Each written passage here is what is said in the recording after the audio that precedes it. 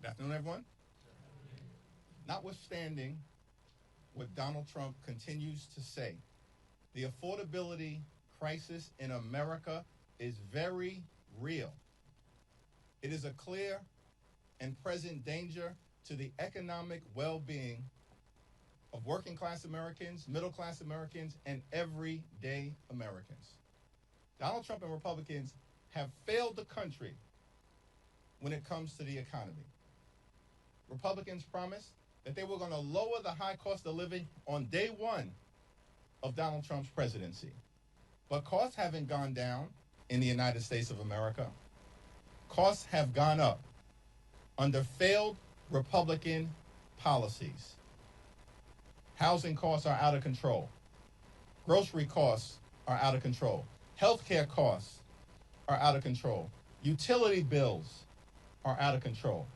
And child care costs are out of control. The affordability crisis in the United States of America is very real. Republicans have failed to lower the high cost of living. And as a result of the Trump tariffs, costs are going up by thousands of dollars per year on everyday Americans. Democrats remain committed to driving down the high cost of living, to fixing our broken healthcare system, and to ensuring that we have immigration enforcement policies in this country that are fair, just, and humane. Republicans have failed America on affordability, on health care, on immigration enforcement, and they have failed to make life better for the American people. Questions?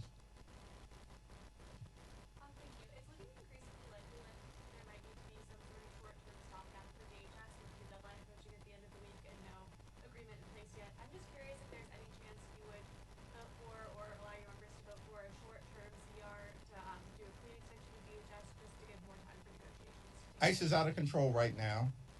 The American people know it, and ICE clearly needs to be reined in. Taxpayer dollars should be used to make life more affordable for everyday Americans, not brutalize and kill American citizens. Our position has been clear.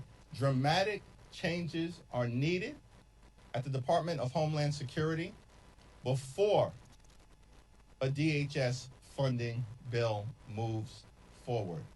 Period. Full stop.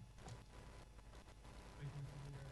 As these negotiations are happening, the Homeland Security Committee will hold an oversight hearing tomorrow with elected from the heads of ICE, CBP, and USCIS. What do you think the heads of these agencies need to say to the American people to, communicate that they understand the gravity of your demands, the gravity of the moment? You all say that ICE needs to be reined in. You have very, very obvious concerns about what's happening in terms of the president's immigration policy. What do you need to hear from some of his administration officials tomorrow at this hearing to let you know that your message is getting through, at least to the administration? Donald Trump and the administration promised that their immigration enforcement policies were going to target violent felons. They lied to the American people. The Trump administration is not targeting violent felons, they're targeting American citizens, communities throughout this country, and law-abiding immigrant families. The American people know that ICE is completely and totally out of control. They've gone too far and need to be reined in.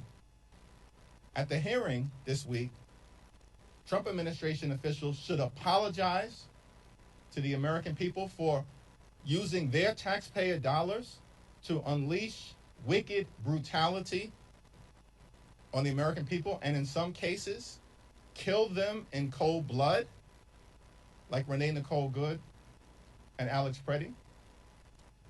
The administration also needs to commit to the dramatic changes that Democrats have forcefully put on the table, including but not limited to mandatory body cameras, judicial warrant requirements, no masks, an end to roving patrols that are brutalizing American communities, no racial profiling, no targeting of sensitive locations like schools, hospitals,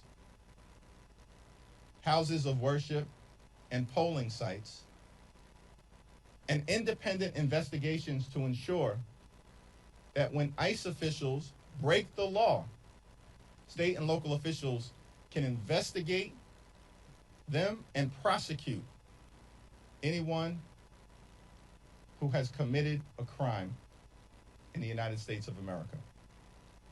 House and Senate Democrats have clearly transmitted to the American people and clearly transmitted to the White House and our colleagues in the House and the Senate the types of dramatic changes that need to occur at the Department of Homeland Security before a funding bill moves forward this Friday, and we're still waiting to hear back from the White House, which shows to me that these extremists aren't serious about getting ICE under control. Thanks, Mr. Leader. So now that the Epstein files are available at the Department of Justice unredacted, is there a strategy? Obviously, there are millions of files. Is there any coordination among Democrats for who is looking for what? And are you, or is anyone in leadership going to be taking advantage of that opportunity? Well, on this matter, where the American people in general